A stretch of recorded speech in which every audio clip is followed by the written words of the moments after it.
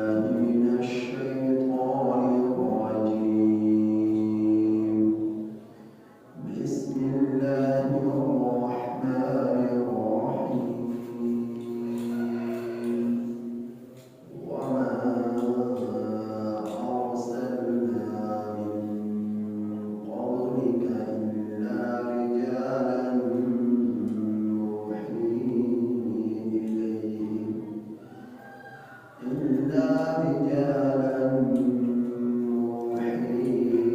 إليهم فاسألوا أهل الذكر إن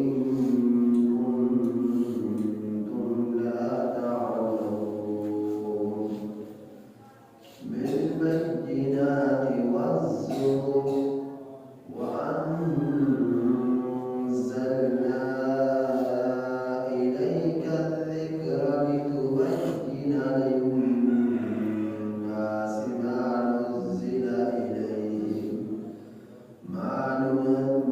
نزل إليهم ولعلهم يتفكرون.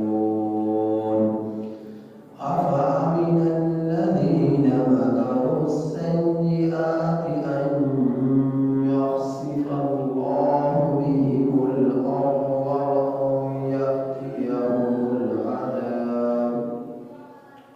يأتيهم العذاب من حيث لا يشعرون أو يأخذهم في تقلبهم فما هم بمعجزين أو يأخذهم على تخوف فإن ربهم لرؤوف رحيم.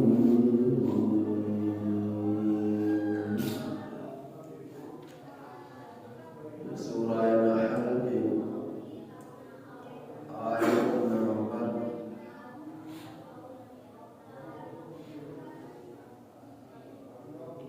43 تا 47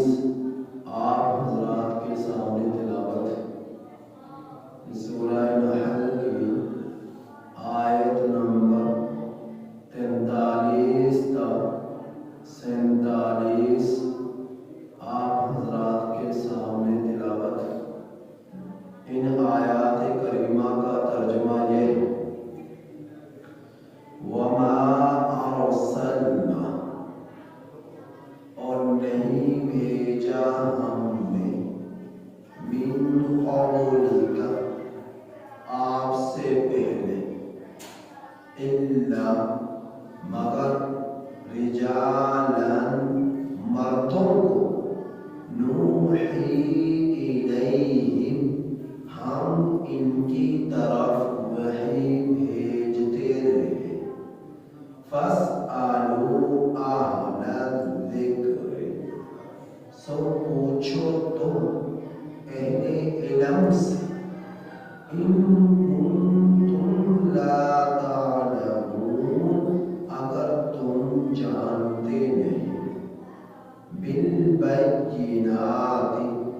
واضح دلائل کے ساتھ، والزبر، اور کتابوں کے ساتھ، وانزلنا، اور ہم نے نازل کیا،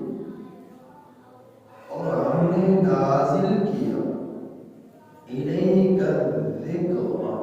آپ کی طرف نصیحت کو،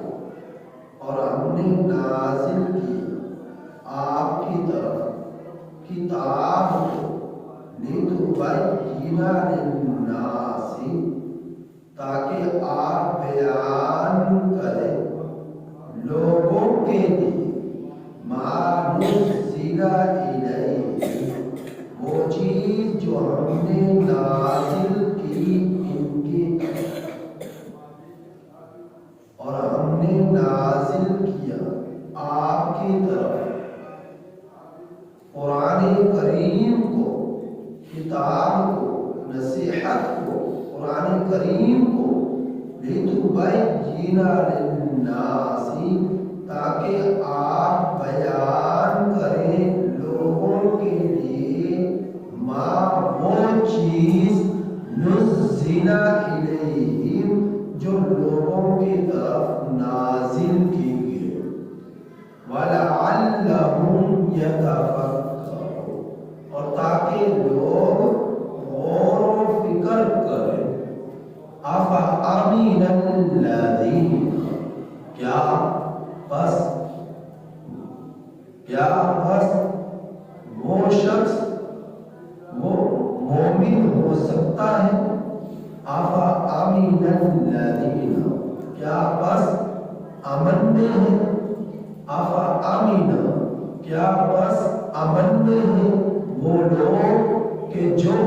مکروا السیئات تدبیر کرتے ہیں برائیوں کی، ان یخسف اس بات سے کہ ان کو اللہ دھسا دے بہم الارض زمین میں، کیا بس امن میں ہیں وہ لوگ کہ جو تدبیر کرتے ہیں برائیوں کی، یہ کہ اللہ برائیوں کے ساتھ ان لوگوں کو زمین میں دھسا دے، او یأتیہم العذاب یا آئے ان کے پاس عذاب من حیث ایسی جگہ سے لا یشعرون کہ لوگ شعور بھی نہ رکھتے ہوں، او یأخذہم یا پکڑے ان کو فی تقلبہم ان کے چلنے پھرنے میں، فما ہم بمعجزین سو یہ لوگ نہیں ہیں عاجز کرنے والے، او یأخذہم یا پکڑے ان لوگوں کو علی تخوف ڈراتے ہوئے، فإن ربکم سو بے شک تمہارا رب لرؤوف رحیم البتہ بہت شفقت فرمانے والا رحم فرمانے والا ہے، مہربان ہے۔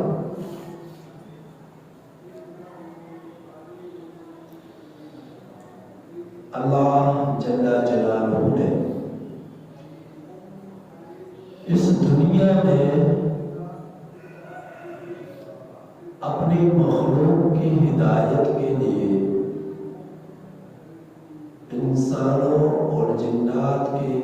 رشد و ہدایت کے لیے لاکھوں پیغمبروں کی بعثت فرمائی، جو کہ تقریباً کم و بیش 1,24,000 بنتے ہیں، اور یہ سلسلہ حضرت آدم علیہ السلام سے شروع ہوتا ہے، اور سرکار دو عالم محمد مصطفیٰ صلی اللہ علیہ وسلم پر آ کر ختم ہوتا ہے۔ اللہ جل جلالہ نے جتنے بھی پیغمبر بھیجے سب کے سب مرد تھے، عورتیں نہ تھی، ایک عورت بھی ایسی نہیں آئی کہ جس کو اللہ نے نبوت عطا فرمائی، رسالت عطا فرمائی۔ اس کی کئی وجوہ، ایک وجہ تو یہ کہ مردوں کا نے لوگوں کو جو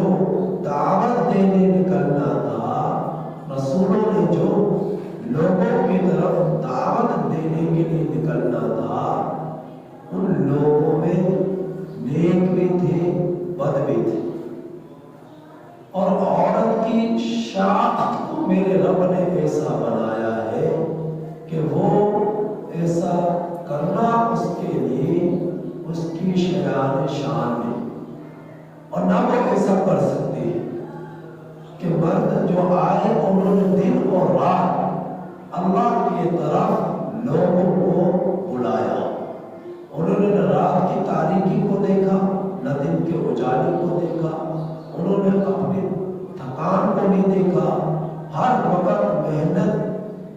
لگے رہے اور لوگوں کو رب کے ساتھ جوڑنے کی کوشش میں لگے رہے. اور عورت کی شناخت کو میرے رب نے ایسا بنایا، وہ ایسا کرنا اس کے لیے ممکن نہ تھا. دوسرا یہ کہ جب اللہ نے جس کو رسول پیغمبر بنا کر بھیجا، اب لوگوں نے اس کو رسول تسلیم کیا، بہت سارے نہیں بھی کیا، لیکن یہ بات تو ہے جو رسول بنا، جس کو رسالت ملی، اللہ جل جلالہ نے انسانوں میں سے جن کو رسالت اور نبوت کے لیے چنا، اب اللہ نے ان کی نبوت کا اعلان کیا اور انہوں نے معجزات دلائل نشانیاں دکھلائے. اب نیک لوگوں نے تو آنا ہی تھا ان کی رسالت کو قبول کرنے کے لیے، ان پر ایمان لانے کے لیے. بد لوگ بھی آتے، اور عورت ہوتی تو بد لوگ غلط کاری کی نیت سے اس کے پیچھے پڑتے ہیں، اور اس کے لیے اس کا سامنا کرنا مشکل ہو جاتا. تو اللہ جل جلالہ نے جتنے بھی پیغمبر بھیجے وہ سب کے سب مرد تھے. جتنے بھی رسولوں کی طرف نبوت اتاری، نبوت سے نوازا، رسالت سے نوازا، وہ سب کے سب مرد تھے، عورت ان میں کوئی نہ تھی. میرا رب نے اسی چیز کا بیان آیات کریمہ میں فرمایا کہ وما ارسلنا من قبلک، اور نہیں بھیجا ہم نے آپ سے پہلے الا رجالا، مگر مردوں کو، نوحی الیہم، ہم وحی بھیجتے رہے ان کی طرف. فاسألوا اہل الذکر، سو پوچھو تم اہل علم سے. فاسألوا اہل الذکر ان کنتم لا تعلمون، اگر تم نہیں جانتے تو اہل علم سے پوچھو. اللہ کے رسول صلی اللہ علیہ وسلم اللہ جل جلالہ نے رسالت عطا فرمائی، قرآن عطا فرمایا، قرآن کریم کا مفہوم سمجھایا، ترجمہ سمجھایا. تو پہلے اس کائنات کے انسانوں کے لیے پہلے استاد سب سے بڑے وہ نبی کریم صلی اللہ علیہ وسلم کی ذات گرامی ہے، اور آپ سے صحابہ نے سیکھا، صحابہ سے تابعین نے سیکھا. اب سب سے زیادہ علم والے روئے زمین پر،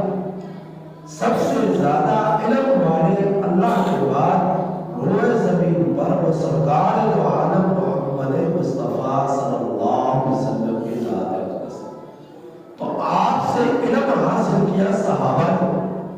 آپ صلی اللہ علیہ وسلم کے بعد سب سے زیادہ علم والے صحابہ کی جماعت، اور صحابہ میں سب سے زیادہ علم والے سیدنا ابو بکر صدیق رضی اللہ تعالی عنہ. حضرت ابو بکر صدیق رضی اللہ تعالی عنہ اور صحابہ عرب کے رہنے والے تھے، عربی کو سمجھا کرتے تھے. تو بہت سارے قرآن کریم کو انہوں نے سمجھا. بہت سارے مقامات ایسے تھے کہ نبی کریم صلی اللہ علیہ وسلم سے سمجھا بغیر ان کے لیے ان مضامین کو، آیات کریمہ کو سمجھنا ناممکن تھا. سمجھ نہ پائے. سیدنا ابو بکر صدیق رضی اللہ تعالیٰ عنہ ایک آیت کریمہ کہ جس کے بارے میں، جس میں اللہ نے فرمایا کہ جو بھی دنیا کے اندر گناہ کرے گا اس کو اس کی سزا ملے گی. اب سیدنا ابو بکر صدیق رضی اللہ تعالیٰ عنہ نے قرآن کریم کی اس آیت کریمہ کا مطلب یہ سمجھا کہ جس نے بھی دنیا میں گناہ کیا، قبر میں عذاب ہو، برزخ میں عذاب ہو، تو وہ پریشان ہوئے اور نبی کریم صلی اللہ علیہ وسلم کے پاس تشریف لے، اور آپ کے پاس تشریف لا کر کہا اے اللہ کے رسول صلی اللہ علیہ وسلم، ہم میں سے تو کوئی بھی معصوم نہیں، اور ہم میں سے کوئی ایسا نہیں کہ جس سے گناہ نہیں ہوا یا گناہ نہیں ہو سکتا. ہم سے نامعلوم کتنی خطائیں ہو جاتی ہیں، گناہ ہو جاتے ہیں، لیکن قرآن کریم میں اللہ جل جلالہ ارشاد فرما رہے کہ تم میں جو بھی گناہ کرے گا اس کو اس کے عذاب ہوگا، اس کو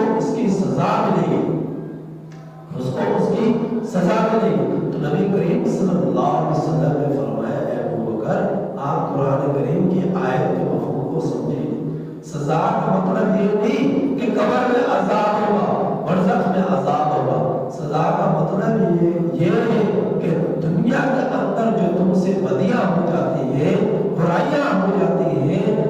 اللہ رب العزت ان برائیوں کی سزا دنیا کے اندر مختلف صورتوں کے ساتھ دے دیا کرتے ہیں۔ مثال کے طور پر سر میں درد ہے، بدنی تکالیف ہیں، ان بدنی تکالیف میں سر میں درد ہے، پیٹ میں درد ہے، بخار ہو جاتا ہے، سر چکرا جاتا ہے، اور جس آنکھوں میں درد ہے، کانوں میں درد ہے، ہاتھوں میں درد ہے، پاؤں میں تکلیف ہے، تو یہ مختلف بیماریاں جو انسان کو گاہے بگاہے آتی رہتی ہے، تین گناہ یہ بیماریاں ہی گناہوں کا کفارہ بن جاتی ہیں، اور گناہوں کا یہ کفارہ بن جاتی ہے، تو اس طرح گناہوں سے وہ پاک صاف ہوتا رہتا ہے جیسے گناہ کرتا ہے۔ گناہ کبیرہ جو ہے توبہ سے معاف ہوتے ہیں تو اللہ معاف کر دیتے ہیں۔ تو یہ جو قرآن مجید میں اللہ نے فرمایا کہ جو بھی گناہ کرے کو سزا ملے گی، تو دنیا کے اندر جو گناہ کیے جاتے ہیں لوگ کرتے ہیں، اب ان کو کبھی کوئی حادثہ پیش آ گیا، پیٹ میں درد ہو گئی، سر میں تکلیف ہو گئی، اور بخار چڑھ گیا، مختلف بیماریاں گھیر لیتی ہیں، تو ساری کی ساری بیماریاں اس کے گناہوں کا کفارہ ہے۔ اب دیکھیں قرآن مجید عربی میں ہے، اور سیدنا ابو بکر صدیق رضی اللہ عنہ سب سے زیادہ علم والے ہیں، لیکن آپ بھی قرآن مجید کی آیت کریمہ کے مفہوم کو نہ سمجھ سکے، اور نبی کریم صلی اللہ علیہ وسلم سے پوچھے، اور آپ صلی اللہ علیہ وسلم نے پھر قرآن مجید کی اس آیت کریمہ کا مفہوم سمجھایا۔ تو دنیا کے اندر جو گناہ کیے جاتے ہیں، اکثر گناہوں کی سزا اللہ دنیا میں ہی دے دیتے ہیں، مختلف بیماریوں کی صورت میں، مختلف بیماریوں کی شکل میں اللہ دنیا میں ہی سزا دے دیتے ہیں۔ تو اللہ رب العزت آیت کریمہ میں فرمایا کہ تم پوچھو اہل علم سے، علم والوں سے سوال کرو، اگر تمہیں کسی چیز کا علم نہیں، اگر تمہیں کسی چیز کا علم نہیں، تو کل قیامت کے دن کوئی عذر پیش نہیں کر سکتا، علم پہ عذر پیش نہیں کر سکتا کہ مجھے بتلانے والا کوئی ایسا نہیں تھا کہ جس سے میں پوچھتا، کہ میں جس سے پوچھتا، جس سے میں سوال کرتا، کوئی ایسا نہیں تھا۔ یہ عذر کل قیامت کے دن نہیں کر سکتے، یہ عذر نہیں کر سکتے۔ اللہ کل قیامت کے دن فرمائیں گے کہ کیا تمہارے پاس نصیحت دینے والے نہیں آئے؟ کیا قرآن تمہارے پاس نہیں تھا؟ کیا حدیث تمہارے پاس نہیں تھی؟ تم نصیحت حاصل کرتے؟ کیا علم والے تمہارے پاس نہیں تھے؟ علماء تمہارے پاس نہیں تھے کہ جن سے تم سیکھتے اور علم حاصل کرتے؟ آج عذر پیش کرنا یہ تمہارا عذر قابل قبول نہیں، تم اس عذر کو پیش کرنے میں جھوٹے ہو، کیونکہ تمہارے پاس علم پھیلانے والے لوگ موجود تھے، ایسے لوگ موجود تھے کہ جن سے تم سوال کرتے اور تمہیں تمہارے مسائل کا حل ملتا۔ آج ہمارے گھروں کے اندر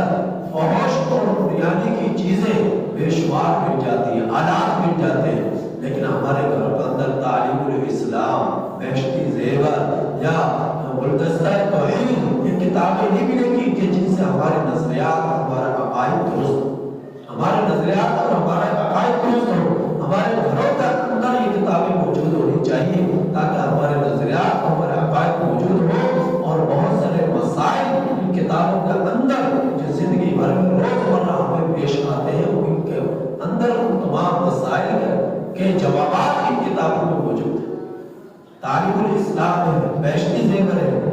گلدستہ توحید ہے، تو ان کتابوں کو گھروں کے اندر رکھا کرو اور اپنے بچوں کو سکھایا کرو، بچپن سے ہی آپ کے بچوں کو پتا ہو، ان کے نظریات مضبوط ہو، عقائد مضبوط ہو۔ تو اللہ تعالیٰ فرما رہے کہ پیغمبر جتنے آئے ہم نے ان کو بالبینات واضح دلائل کے ساتھ بھیجا، والزبر اور ان کو کتابیں دی، ان پر صحیفے نازل کیے، اور ان کے ساتھ ان کو ہم نے دنیا کا اندر بھیجا تاکہ گمراہ لوگ ہدایت یافتہ بن جائیں۔ وَأَنزَلْنَا إِلَيْكَ الذِّكْرَ اور ہم نے نازل کی آپ کی طرف نصیحت یعنی قرآن مجید، لِتُبَيِّنَ لِلنَّاسِ آپ حضرات نبی کریم صلی اللہ علیہ وسلم کی ذات اقدس ہے کہ آپ صلی اللہ علیہ وسلم پر میرے رب نے قرآن کو اتارا، اور آپ نے اس قرآن کو امت کو سمجھایا، امت کو سکھایا، محفوظ فرمایا، اور قیامت تک میرے رب نے اس کی حفاظت کا ذمہ لیا۔ تو قرآن کے نزول کا مقصد یہ تھا لِتُبَيِّنَ لِلنَّاسِ تاکہ آپ لوگوں کے سامنے اسے بیان کرے، مَا نُزِّلَ إِلَيْهِمْ وَلَعَلَّهُمْ يَتَفَكَّرُونَ تاکہ لوگ غور و فکر کریں۔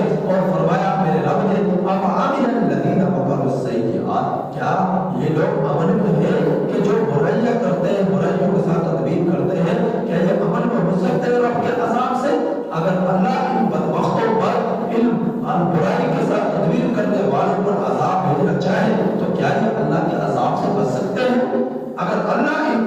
ان کی برائیوں کی بنا پر ان یخسف اللہ بہم الارض، اللہ حکم دے زمین کو ان کو دھنسا دے، اور زمین کو دھنسائے، زمین ان کو نگلے، اپنا نوالا بنائے، تو کیا یہ اللہ کا عذاب سے بچ سکتے ہیں؟ اور یأتیہم العذاب من حیث لا یشعرون، یا اللہ کا عذاب کے اوپر ایسی جگہ سے آئے کہ شعور بھی نہ رکھتے ہو، تو کیا یہ لوگ اللہ کے عذاب سے بچ سکتے ہیں؟ اور یأخذہم فی تقلبہم، یا ان کو